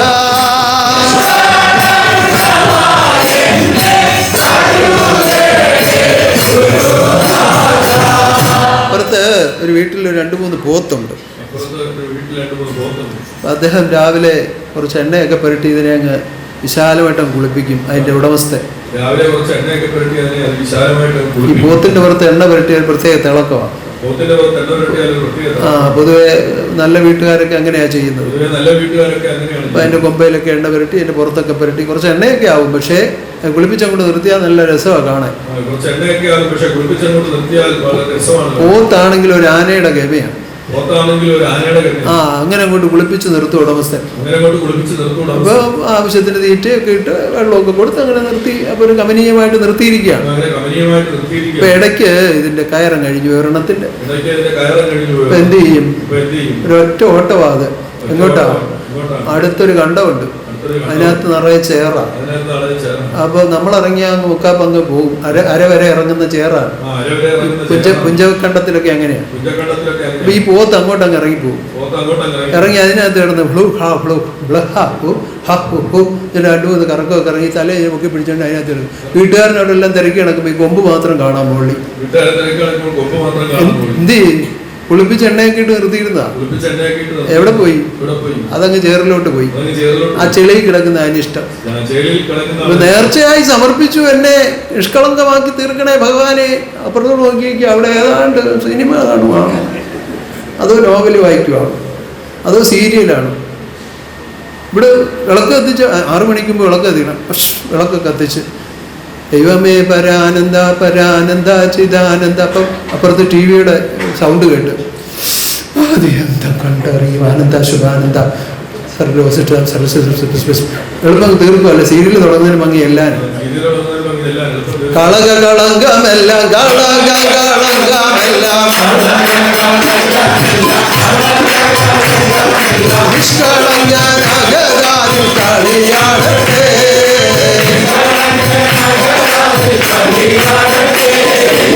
പലരും ആത്മാർത്ഥമായിട്ട് അങ്ങ് ചിരിച്ച് ഞാൻ ഈ കഥ പറഞ്ഞപ്പോൾ സത്യം ആത്മാർത്ഥമായിട്ട് അങ്ങ് ചിരിച്ചു. പല കാര്യവും തമാശയായിട്ടൊക്കെ ഞാൻ ചില കഥകളൊക്കെ പറയാറുണ്ട്, ചിരിക്കാറുണ്ട്. പക്ഷേ പലരും ആത്മാർത്ഥമായിട്ട് അങ്ങ് ചിരിച്ചു. കാരണം സ്വന്തം അനുഭവമാണ് പറഞ്ഞത്. അവരവരുടെ അനുഭവമായി പറയുന്നതെന്ന് അവരവർക്ക് മനസ്സിലായി. അപ്പൊ ചിരിക്കാതെ വേറെ മാർഗമൊന്നുമില്ലല്ലോ. കണ്ണുമടച്ച് അങ്ങ് ചിരിച്ച് അങ്ങ് അങ്ങ് അങ്ങ് ലയിച്ച്. കാരണം ഉള്ളതാണല്ലോ പറഞ്ഞത്. പക്ഷെ പുറത്ത് തല കാണരുതെന്നൊരു വിചാരവും. ഞാൻ ചിരിക്കുന്നതും കാണല്ലേ എന്നാ അപ്പൊ വിചാരിക്കുന്നത്. കണ്ണന്റെ കണ്ണു മറയ്ക്കാൻ ആരാലും കഴിവില്ലല്ലോ.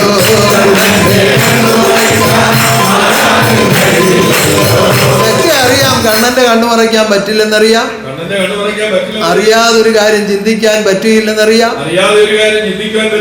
ഇപ്പൊ തന്നെ ഒരു അനുഭവം കേട്ടേച്ചിരിക്കുക. അവർ വീട്ടിൽ ഭാര്യയും ഭർത്താവിടെ ചെറിയ എന്തോ കശപിശുണ്ട്. ഇവിടെ വന്നപ്പോൾ ചോദിച്ചാൽ ആളിനെ അറിയുമോ എന്ന് ചോദിച്ചപ്പോൾ ആ പ്രശ്നമായി. അപ്പോൾ എടാ ഇത് ബുദ്ധിമുട്ടാണല്ലോ, വീട്ടിൽ ഇരുന്ന് ചിന്തിച്ചാലും ഈ ആൾ അറിയുമല്ലോ എന്നൊരു ബോധം വന്നു. ഇതെല്ലാം അറിയാം, പക്ഷേ ചില കാര്യം വരുമ്പോ ഞാൻ എവിടാ ഫോട്ടോയും വിളക്കും ഇരിക്കുന്നിടത്തോടെ ഇങ്ങനെ ഒന്ന് മറച്ചു പിടിച്ചേച്ച് ഇപ്പുറത്തൂടെ. അങ്ങനെ വല്ലതും മറയ്ക്കാൻ പറ്റുമോ? ഉള്ളിലുണ്ടി കണ്ണൻ കള്ളനായ കണ്ണൻ, ഉള്ളിലുണ്ടി കണ്ണൻ കള്ളനായ കണ്ണൻ.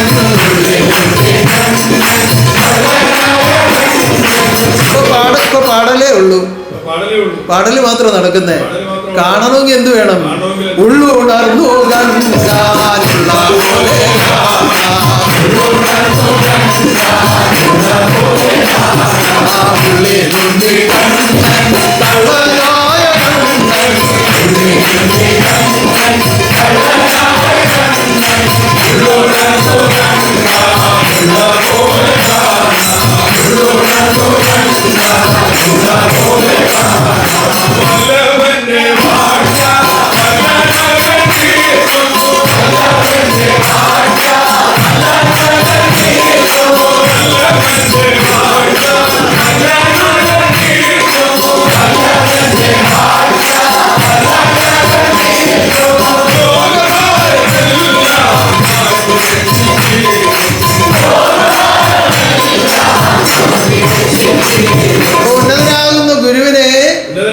പരിപൂർണമായി വരിച്ചുകൊണ്ട് സ്ത്രീ ഗുണമൊത്തുള്ള സ്ത്രീ രത്നമായി ഓരോ ഹൃദയങ്ങളും ലോകത്തിൽ ജീവിക്കണം.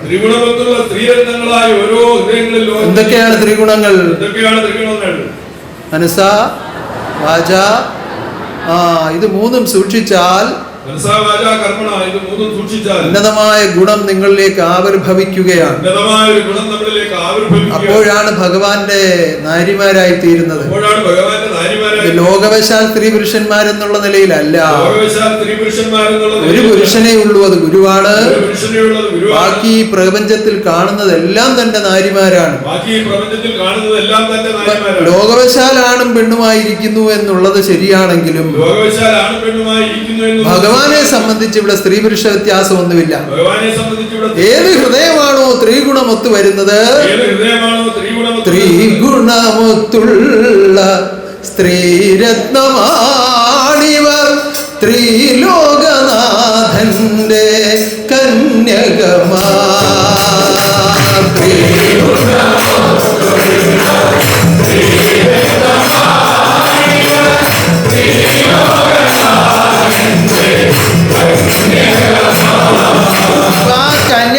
നഷ്ടപ്പെടുത്താതെ സൂക്ഷിച്ച് ജീവിക്കുവാൻ നിങ്ങൾ ഓരോരുത്തരും പരിശ്രമിക്കണം. ഗുരുവുമ്പാൽ കൊണ്ടുവന്ന് നേർച്ച വെച്ചു. എന്തിനു വേണ്ടി? ഭഗവാന്റെ പത്നിയായി തീരുവാൻ. ആരാ? ഈ മനുഷ്യലോകം. ഇവിടെ സ്ത്രീ പുരുഷ വ്യത്യാസമില്ല. തന്റെ പത്നിമാരാണിതെല്ലാം. പ്രത്യേകം പ്രത്യേകം വീണ്ടും പറയുന്നത് എന്തുകൊണ്ടാണെന്നറിയോ? നിങ്ങളിൽ ദുർചിന്ത ഉണ്ടാകാതിരിക്കാനാണ്. ഭഗവാനെ സംബന്ധിച്ച് ഒരു പുരുഷനും സ്ത്രീയും ആത്മാവാണ്. ഭഗവാനെ സംബന്ധിച്ചിടത്തോളം ഒരു സ്ത്രീയും പുരുഷനും ആത്മാവാണ്. ആ ആത്മാവിനെയാണ് ഭഗവാൻ സ്വീകരിക്കുന്നത്. അപ്പൊ ആ വിധത്തിൽ സൂക്ഷിച്ച് ജീവിതം ചെയ്യുമ്പോൾ പത്നിമാരായി തീരും. അതിനുവേണ്ടി നേർച്ചയായി വെച്ചു. ആ നേർച്ചയായി വെച്ച് ജീവിതമൊക്കെ ആരംഭിച്ചു, പല സൗഭാഗ്യങ്ങളൊക്കെ കിട്ടി. അങ്ങനെ ഇരിക്കുമ്പോ എന്തോ ഒരു കാര്യത്തിന്റെ ഒരു പിണക്കം ആരോടോ തോന്നി. ഇവിടെ ആശ്രമത്തിൽ വന്ന സമയത്ത് ആരോടോ ഒരു ബുദ്ധിമുട്ട് തോന്നി. പിന്നെ പിറ്റേ ആഴ്ച വരാൻ ഒരു ബുദ്ധിമുട്ട്. അപ്പൊ അടുത്ത് പരിചയമുള്ള ആളുകൾ ചോദിക്കും, എന്താ ഭക്തനെ കഴിഞ്ഞ ആഴ്ച? ഓ അതെ, ഇന്നാരുമായിട്ട് ചെറിയ പ്രശ്നമുണ്ട്, ഇനി അയാളുടെ മുഖത്ത് നോക്കി സംസാരിക്കാൻ എന്നെ കൊണ്ട് വെറുതെ ഒരു പിണക്കം, ഒരു ദുർവാശി. അപ്പൊ ഭഗവാനെ അങ്ങ് വെറുത്തു, അങ്ങ് ഒഴിഞ്ഞു. എന്നിട്ട് കുറച്ചു ദിവസം ഇരുന്നപ്പോ ഒരു വെപ്രാളമാ. ഇത് കാണാൻ പറ്റാത്ത വെള്ളത്തിൽ കിടക്കുന്ന മീനിനെ പിടിച്ച് കരക്കോട്ട് വെച്ചാലത്തെ അവസ്ഥ എന്താ? ഗുരുവിന്റെ കാരുണ്യം അനുഭവിച്ചവർ വെളിയിൽ പോയാലത്തെ അവസ്ഥ അത് തന്നെയാണ്. ശ്വാസം കിട്ടാത്ത വെമ്പലാണ്. അങ്ങനെ ബുദ്ധിമുട്ടുമ്പോ അടുത്ത് കാണുന്ന എവിടെങ്കിലും ഒക്കെ പോകും. ക്ഷേത്രത്തിലോ ആശ്രമങ്ങളിലോ അല്ലെങ്കിൽ ഏതെങ്കിലും ജ്യോത്സ്യന്മാരുടെ പുറയിലോ ഒക്കെ ചെന്ന് ഇങ്ങനെ ആശ്രയിക്കും. അപ്പൊ ഇങ്ങനെ മാറ്റി മാറ്റി പിഴുത് നട്ടാൽ ആ കന്യകത്തോടെ നിലനിൽക്കുകയാണോ? കന്യകത്വം നിലനിൽക്കണമെങ്കിൽ എന്ത് വേണം? എപ്പോഴാണോ നീ സത്യം സ്വീകരിച്ചത് ആ നിമിഷം മുതൽ അടിയുറച്ച അറിവിൽ നീ അനുസരിക്കുമ്പോൾ അനുഭവം മാറ്റമില്ലാതെ അകതാരിൽ കാണാം.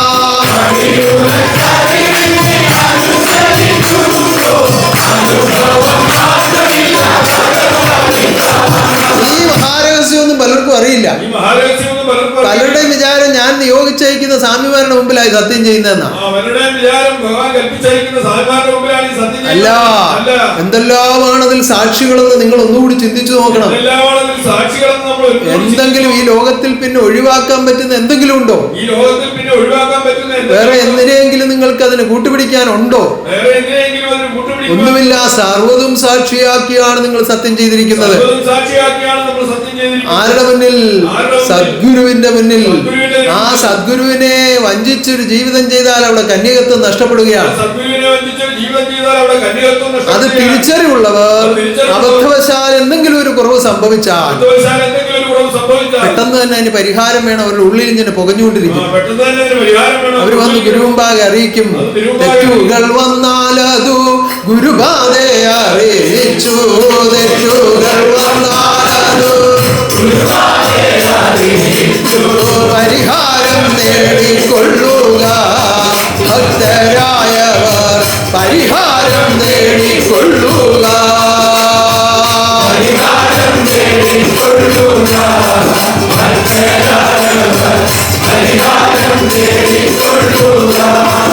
അതതിന്റെ പരമപ്രധാനമായ ഒരു നിയമമാണ്. അപ്പൊ ആ വിധത്തിൽ ചിന്തയുള്ളവർ അതെല്ലാം അപ്പോഴപ്പോഴും അതിനെ പരിഹരിച്ച് ഹൃദയം ശുദ്ധമാക്കി വെക്കും. അപ്പൊ നമുക്ക് വീട്ടിൽ ഉപയോഗിക്കാനുള്ള ഒരു കിണറ്, അതിൽ നിന്നാണ് വെള്ളം കോരി ഉപയോഗിക്കുന്നത്. ഒരു ദിവസം കൊണ്ട് നോക്കിയപ്പോ അതിനകത്തൊരു കരിയില കിടക്കുന്നു. ഓ സാരമില്ല, ഒരു കരിയിലല്ലേ ഉള്ളൂ. ഇപ്പൊ രണ്ടാമത്തെ ദിവസം 2-3 കൂടെ വീണ്. ഇത് നമ്മൾ ശ്രദ്ധിക്കാതിരുന്നാൽ ഈ മുകളിൽ കിടക്കുന്ന കരിയില വെള്ളം പിടിച്ച് കുതിർന്ന് അത് താഴോട്ട് പോയി അത് ചെളിയായും മാലിന്യമായും മാറും. പിന്നെ ഈ വെള്ളം കൂടുതൽ കൂടുതൽ അശുദ്ധമാവുകയാണ്. ഈ ഇലയുടെ കൂടെ പോയ ബാക്ടീരിയകളും വൈറസുകളും അകത്ത് എന്നിട്ട് പുതിയ പുതിയ രൂപം ധരിച്ചു വരും.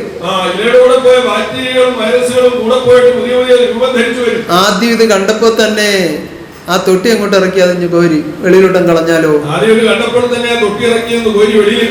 ആ പിന്നെ അത് വീഴാതിരിക്കാൻ ഒരു സംവിധാനം ചെയ്താലോ? പിന്നെ ആ വെള്ളം മലിനമാകുമോ? ഒരു കാരണവശാലും മലിനമാകുകയില്ല. ഇതുപോലെ അപ്പോഴപ്പോൾ മനസ്സിനെ മഥിക്കുന്ന മാലിന്യങ്ങളെ മുഴുവൻ കഴുകി കഴുകി കഴുകി കളഞ്ഞ് ശുദ്ധമാക്കി വെച്ചെങ്കിലേ കന്യകത്വം സ്ഥിരമായി നിലനിൽക്കുകയുള്ളൂ.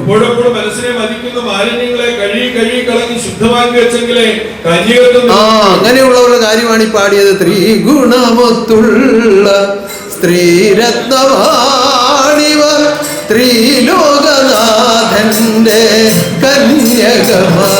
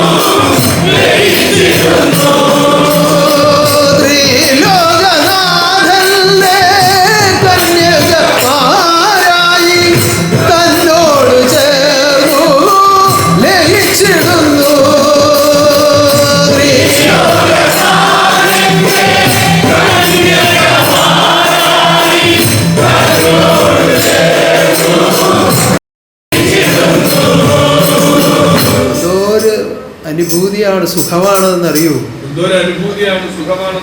ഈ ലോകത്തിൽ ഒരിക്കലും എങ്ങും ലഭിക്കാത്ത പരമാനന്ദമാണ് തന്നോടുകൂടി ലയിക്കുമ്പോൾ ലഭിക്കുന്നത്.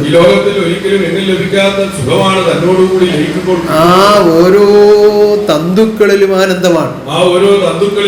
അതാണ് ആപാദ ചൂടം നമിക്കുന്നു എന്ന് നമ്മൾ എപ്പോഴും പറയുന്നത്. ആ മുടിനാരിഴ മുതൽ ഈ കാലിലെ നഖത്തിന്റെ ആ തള്ളി നിൽക്കുന്ന ഭാഗം വരെ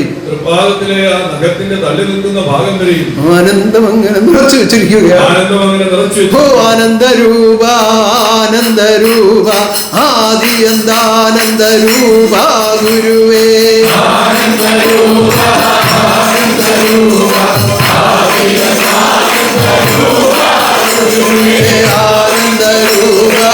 ആനന്ദരൂപ ആദി എന്താനന്ദരൂപ ഗുരുവേ.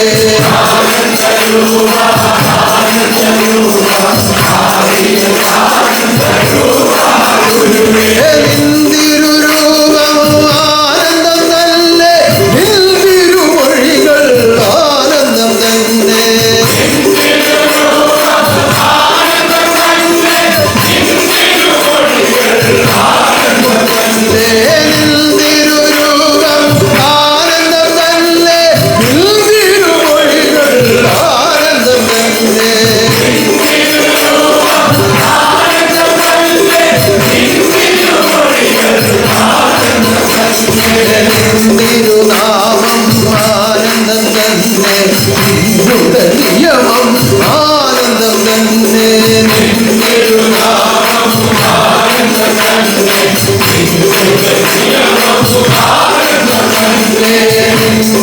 നാമം ആനന്ദം തന്നെ, നിന്നുടെ നിയമം ആനന്ദം തന്നെ.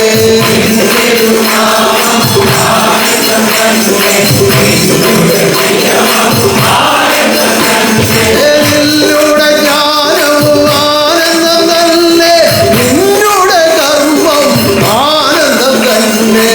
നിന്നുടെ ജ്ഞാനവും ആനന്ദം തന്നെ, നിന്നുടെ കർമ്മം ആനന്ദം തന്നെ. നിന്നുടെ ജ്ഞാനവും ആനന്ദം തന്നെ, നിന്നുടെ കർമ്മം ആനന്ദം തന്നെ.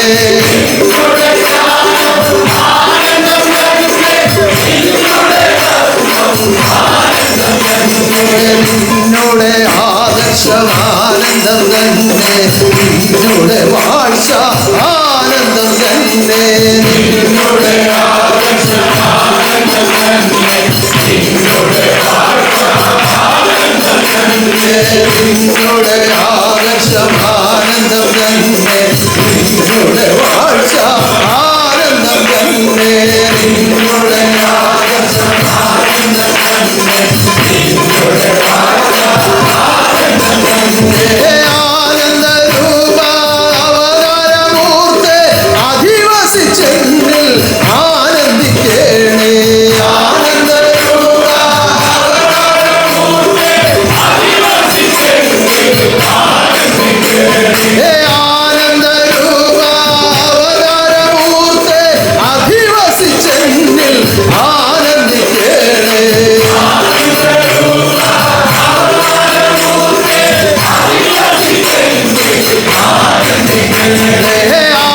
ആനന്ദരൂപ അവതാരമൂർത്തി അധിവസിച്ചെന്നിൽ ആനന്ദിക്കേണേ. ആനന്ദരൂപ അവതാരമൂർത്തി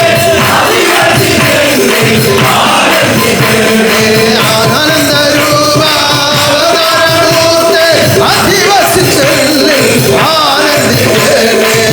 ആനന്ദരൂപ അവതാരമൂർത്തി അധിവസിച്ചെന്നിൽ ആനന്ദിക്കേണേ. നിന്നുടെ ആദർശം ആനന്ദം തന്നെ, നിന്നുടെ വാഴ്ച ആനന്ദം തന്നെ. നിന്നുടെ ആദർശം ആനന്ദം തന്നെ, നിന്നുടെ വാഴ്ച ആനന്ദം തന്നെ. നിന്നുടെ ആദർശം ആനന്ദം തന്നെ, നിന്നുടെ വാഴ്ച ആനന്ദം തന്നെ. നിന്നുടെ ആദർശം ആനന്ദം തന്നെ, നിന്നുടെ വാഴ്ച ആനന്ദം തന്നെ. ആനന്ദരൂപ അവതാരമൂർത്തി അധിവസിച്ചെന്നിൽ ആനന്ദിക്കേണേ. ആനന്ദരൂപ അവതാരമൂർത്തി അധിവസിച്ചെന്നിൽ ആനന്ദിക്കേണേ. ആനന്ദരൂപ അവതാരമൂർത്തി അധിവസിച്ചെന്നിൽ ആനന്ദിക്കേണേ.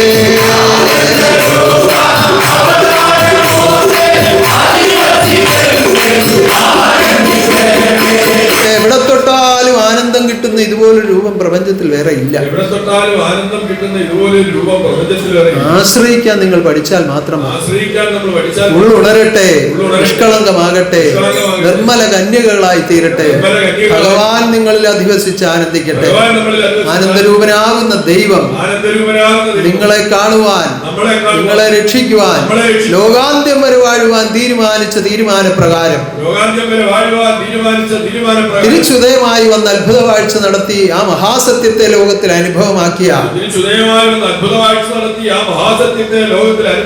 തിരിച്ചു വരുമെന്നും തിരുവാഴ്ച നടത്തുമെന്നും ലോകരക്ഷ ചെയ്യുമെന്നും അവിശ്വസിച്ചിരുന്ന സന്താനങ്ങളുടെ മധ്യത്തിലേക്ക് ഇറങ്ങി വന്നതിനെ വിശ്വസിപ്പിച്ച ആനന്ദരൂപന്റെ ജന്മനക്ഷത്രമാണ് അടുത്ത ഞായറാഴ്ച നമ്മൾ ആഘോഷിക്കാൻ പോകുന്നത്.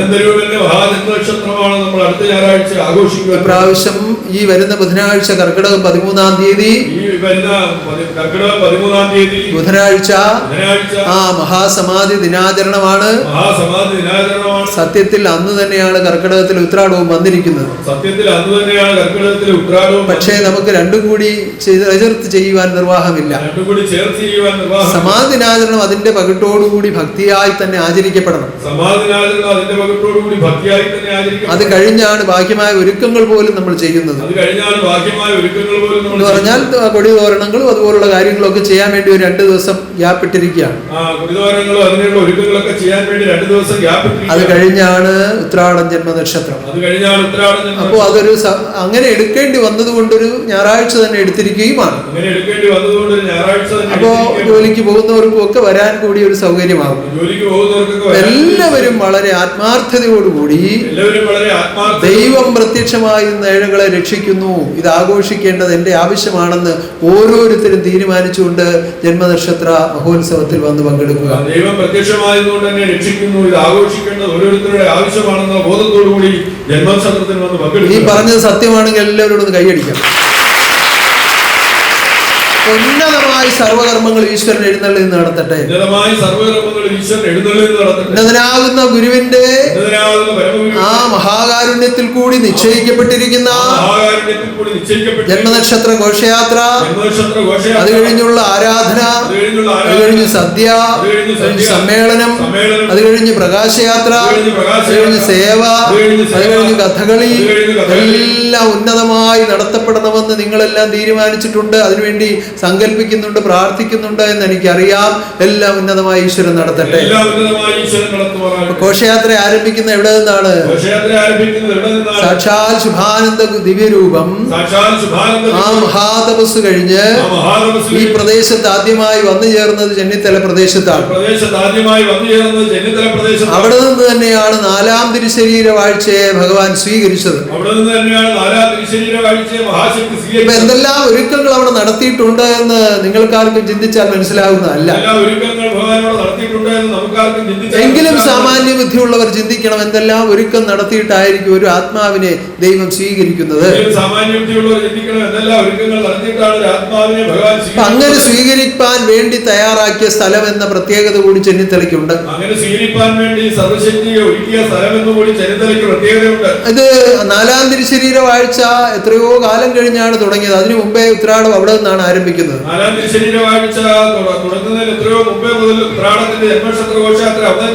എന്തുകൊണ്ട്? ആനന്ദജി ഗുരുദേവനിൽ വാണിരുന്നത് ശുഭാനന്ദ ഗുരുദേവനാണ്. ഓരോ ശരീരവാഴ്ചകളിലും ആ മഹാശക്തിയാണ് വാഴുന്നത്. തനിക്കറിയാം എന്തൊക്കെയാണ് ഇനിയും സംഭവിക്കാൻ പോകുന്നത് എന്ന്. അത് മുന്നമേ കണ്ടുകൊണ്ടാണ് അവിടെ നിന്ന് തന്നെ ഇത് ആരംഭിക്കാൻ തീരുമാനിച്ചത്. അപ്പോ ചെന്നിത്തല വാഴക്കൂട്ടം കടവിന് സമീപം ആനന്ദമന്ദിരം എന്ന നാമത്തോടുകൂടി ഇപ്പോൾ നമുക്കൊരു സ്ഥാപനം അവിടെ ഉണ്ട്. അത് ഈ ഘോഷയാത്രയുടെ ഒരുക്കത്തിന് വേണ്ടിയാണ് സത്യത്തിൽ സ്ഥാപിച്ചത്. അന്ന് ആനപ്പുറത്ത് എഴുന്നള്ളത്തും മറ്റു കാര്യങ്ങളും ഒക്കെ ഉള്ള സമയത്ത് നെറ്റിപ്പട്ടം, തിടമ്പ്, മുത്തുക്കുട ഇതൊക്കെ കൊണ്ടുവന്ന് വെക്കാനുള്ള സൗകര്യത്തിനാണ് അതെല്ലാം ഒരുക്കിയത്. അപ്പൊ ആ പ്രകാരത്തിലെല്ലാം ഒരുക്കി ഇവിടെ വെച്ചിരിക്കുകയാണ്. അപ്പൊ അവിടെ നിന്നാണ് നമ്മൾ ഇത് ആരംഭിക്കുന്നത്. ബാഹ്യാവസ്ഥയിൽ ആനപ്പുറത്ത് എഴുന്നള്ളത്തൊന്നും ഇല്ലെങ്കിലും ആന്തരികമായിട്ട് ഇതെല്ലാം നടന്നുകൊണ്ടേയിരിക്കുകയാണ്. അതില്ലാതെ സർവശക്തിയുടെ ഒരു കർമ്മവും ഇല്ല. കരുത്തേറിയ ആത്മാക്കളാണ് മഹാശക്തിയുടെ ആനകൾ എന്ന് പറയുന്നത്. ആന ശക്തിയുടെ പ്രതീകമാണ്. എന്റെ സന്താനങ്ങൾ പലരും വ്രതശുദ്ധിയോടുകൂടി വന്നു ചേരും. അവരെ കണ്ടാൽ വലിയ കൗതുകമോ വലിയ വാക്ചാതുര്യമോ ഒന്നും തോന്നിക്കില്ല. പക്ഷെ അവരുടെ ഉള്ളിന്റെ ഉള്ളിൽ അങ്ങനെ മഹാശക്തി നിറഞ്ഞങ്ങനെ പ്രകാശിക്കും. അവരുടെ കൂടെയാണ് മഹാശക്തി എഴുന്നള്ളുന്നത്.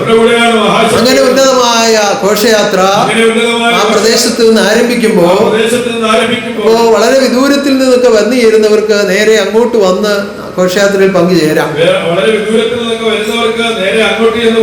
അവിടെ പ്രഭാത ഭക്ഷണമൊക്കെ അവിടെ തന്നെ എല്ലാം ക്രമീകരിക്കുന്നുണ്ട്. അത് വർഷങ്ങളായി വന്നിട്ടുള്ളവർക്കൊക്കെ അറിയാവുന്ന കാര്യമാണ്. വന്നിട്ടുള്ളവർക്കൊക്കെ അറിയാവുന്ന കാര്യം. അപ്പൊ 2-3 ദിവസം മുമ്പ് മുതലേ നമ്മുടെ ഭക്തജനങ്ങൾ വന്നു ചേരും. 2-3 ദിവസം മുൻപ് മുതലേ ഇപ്പൊ ഇന്ന് തന്നെ പലരും വന്നിട്ടുണ്ട് ഉത്രാടം കഴിഞ്ഞു പോകാനായിട്ട്. ഇന്നും പലരും വന്നു ചേർന്നിട്ടുണ്ട് ഉത്രാടം കഴിഞ്ഞു അപ്പൊ പോകാൻ. അങ്ങനെയുള്ളവര് പിന്നെ വന്നു ചേരുന്നവരെയൊക്കെ വന്നു ചേരുന്നവരെയൊക്കെ വാഹനമുള്ളവർ അവിടേക്ക് കൊണ്ടുപോകണം. വാഹനമുള്ളവർ എവിടെ കാരണം അങ്ങോട്ടും ഇങ്ങോട്ടുമുള്ള നടപ്പാകുമ്പോൾ വലിയ ഭാരമായി പോകും. അങ്ങോട്ടും ഇങ്ങോട്ടുള്ള നടപ്പാകുമ്പോൾ അപ്പൊ വാഹനത്തിലൂടെ കൊണ്ടുവന്ന് എത്തിക്കുക, വാഹനത്തിലൂടെ അവിടെ നിന്ന് ഘോഷയാത്രയായി ഇങ്ങോട്ട് വന്നു ചേരുക. അവിടെ നിന്ന് ഘോഷയാത്ര എല്ലാ വർഷവും അങ്ങനെയാണ് നടക്കുന്നത്. എല്ലാ വർഷവും അങ്ങനെയാണ്. അപ്പോൾ സൗകര്യമുള്ള വാഹനമുള്ളവരെല്ലാം അവിടെ കൊണ്ടുവന്ന് ആളുകളെ ഇറക്കുക, തിരിച്ചു വരിക. സൗകര്യമുള്ള വാഹനങ്ങളുള്ളവരെല്ലാം ഭക്തജനങ്ങളെ അവിടെ കൊണ്ടുവന്ന് ഇറക്കുക, തിരിച്ചു വരിക. എന്നിട്ട് ഏതെങ്കിലും ഒരു വണ്ടിയിൽ ഡ്രൈവർമാരെല്ലാം കൂടെ വീണ്ടും പോവുക. എന്നിട്ട് ഏതെങ്കിലും വണ്ടിയിൽ ഡ്രൈവർമാരെല്ലാം കൂടെ വീട്ടിൽ പോകുക. 1-2 വണ്ടി എന്നിട്ട് അതിന്റെ പുറകെ വന്നാൽ മതിയല്ലോ. 1-2 വണ്ടി അതിന്റെ പുറകെ വന്നാൽ അപ്പൊ അതും അത്യാവശ്യമാണ്. കാരണം എന്തെങ്കിലും ഒരു കാല് വയ്യാത്ത ഒരാളിന് പെട്ടെന്ന് നടക്കാൻ വയ്യാതെ വന്നാൽ നമ്മുടെ വണ്ടിയിലോട്ട് കയറ്റി ഇഞ്ഞ് കൊണ്ടുവരാം.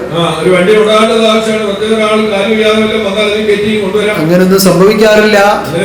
മഹാശക്തിയാണ് കൂടെ എഴുന്നള്ളെന്നുള്ള തീരുമാനത്തോടു കൂടി പോകുന്നവർക്കുള്ള രോഗം കൂടെ മാറിയാണ് ഇവിടുത്തെ അനുഭവം. മഹാശക്തിയാണ് കൂടെ എഴുന്നള്ളെന്നുള്ള ബോധത്തോടു കൂടി പോകുന്നവർക്ക് ഉള്ള രോഗം കൂടി മാറുന്നതാണ് ഇവിടുത്തെ അനുഭവം. അങ്ങനെ കാലുവേദന മാറി അനേകരുണ്ട്. അങ്ങനെ കാലുവേദന മാറി ഘോഷയാത്രയിൽ പോയിട്ട് കാലുവേദന മാറി അനേകങ്ങളുണ്ട്. ഘോഷയാത്രയിൽ പോയിട്ട് കാലുവേദന മാറിയ പല രോഗങ്ങളും മാറിയവരുണ്ട്. പല രോഗങ്ങളും ഇതൊക്കെ അനുഭവങ്ങളാണ്. ആ വിശ്വാസത്തോടു കൂടി പോകുന്നവർക്കൊക്കെ ഇത് അനുഭവമാകും. വിശ്വാസത്തോടു കൂടി പോകുന്നവർക്ക് അപ്പൊ ആ വിധത്തിലുള്ള അനുഭവങ്ങൾ ഘോഷയാത്രയിലും പ്രകാശയാത്രയിലും ഉണ്ടാവട്ടെ. അനുഭവങ്ങൾ ഘോഷയാത്രയിലും പ്രകാശയാത്രയിലും അതുപോലെ പ്രകാശയാത്ര നടക്കുന്നിടത്തും ആളുകളെ കൊണ്ടുപോകേണ്ട ആവശ്യമുണ്ട്. അതുപോലെ പ്രകാശയാത്ര നടക്കുന്നിടത്തും ആളുകളെ വാഹനമുള്ളവർ ആ വിധത്തിൽ ചെയ്ത് അവിടെയും ആളുകളെ എത്തിക്കുക. ആളുകളെ എത്തിക്കുക. എല്ലാം ഉന്നതമായ ഈശ്വരൻ നടത്തട്ടെ. എല്ലാ കർമ്മങ്ങളിൽ വന്ന് പങ്കെടുക്കുവാൻ ഓരോരുത്തരും ഒരുങ്ങുക. എല്ലാ കർമ്മങ്ങളിൽ മഹാശക്തി ദൂതപരിവാര സമേതം എഴുന്നള്ളി നിങ്ങളെ അനുഗ്രഹിക്കട്ടെ. താരാസുതി വ്രതത്തിന്റെ 6ാമത്തെ ദിനമാണ്. അത് ഉന്നതമായ നിലയിൽ നടത്തപ്പെടുവാൻ ഈശ്വരൻ അനുഗ്രഹിക്കട്ടെ. സർവശക്തി ദൂതപരിവാര സമേതം എഴുന്നള്ളട്ടെ. സർവലോകനാഥൻ നിങ്ങളെ ദർശിക്കട്ടെ. ആനന്ദം അനുഭവമാകട്ടെ. ഇന്ന് ഈ ആരാധനയിൽ പങ്കെടുത്തിരിക്കുന്ന നിങ്ങളെല്ലാം ഞാനിതാ വീണ്ടും ദർശിക്കുകയാണ്. എല്ലാ നേർച്ച കാഴ്ചകളും ഇതാ സ്വീകരിക്കുന്നു. എല്ലാവരെയും അനുഗ്രഹിക്കുന്നു. ദേശ രാജ്യങ്ങളിൽ നടക്കുന്ന കർമ്മങ്ങളെ ചിന്തിച്ചുകൊണ്ട് അവരെ ദർശിക്കുന്നു. ആ ഉന്നതമായ നമ്മുടെ മഹാഗോപുരം അതിന്റെ എല്ലാ ചൈതന്യത്തോടും കൂടി പൂർത്തീകരിക്കപ്പെടുവാൻ വേണ്ടി നമുക്ക് യാചിക്കാം. ആത്മദീപത്തെ ആയുരാരോഗ്യത്തോടുകൂടി എപ്പോഴും കരുതണമേ എന്ന് പ്രാർത്ഥിക്കാം. രാജഗോപാലിനെയും ആ കുടുംബത്തെയും സ്ഥപതികളെയും ശില്പികളെയും എല്ലാ സന്താനങ്ങളെ ഓർത്തുകൊണ്ട് പ്രാർത്ഥിക്കുന്നു.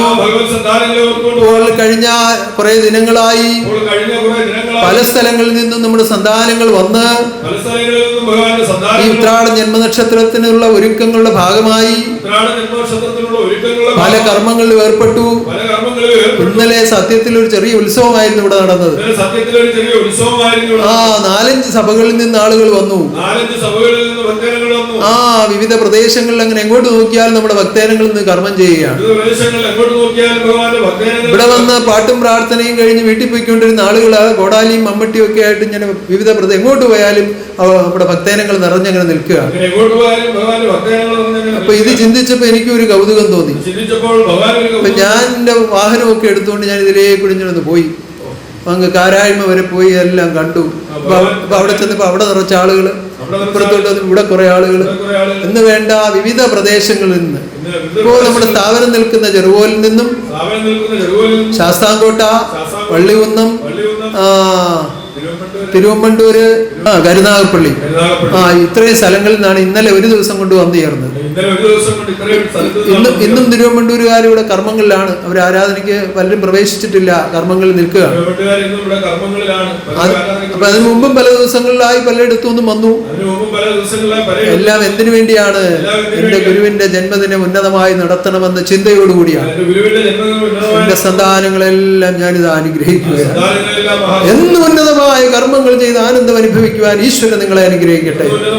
ഇതേ ദിവസം സത്യം സ്വീകരിച്ച് ഉന്നതമായ ആദർശത്തെ കൈക്കൊണ്ടിരിക്കുന്ന സന്താനങ്ങൾക്ക് ആദർശശുദ്ധിയോടെ ജീവിതം ചെയ്ത് നിത്യാനന്ദം പ്രാപിക്കുവാൻ ഈശ്വരൻ അനുഗ്രഹിക്കട്ടെ. ഉന്നതമായ ആരാധനയിൽ പങ്കെടുത്ത ഈ മഹാഭാഗ്യം നഷ്ടമാകാതെ സൂക്ഷിച്ച് ജീവിക്കുവാൻ ഈശ്വരൻ നിങ്ങളെല്ലാം അനുഗ്രഹിക്കട്ടെ.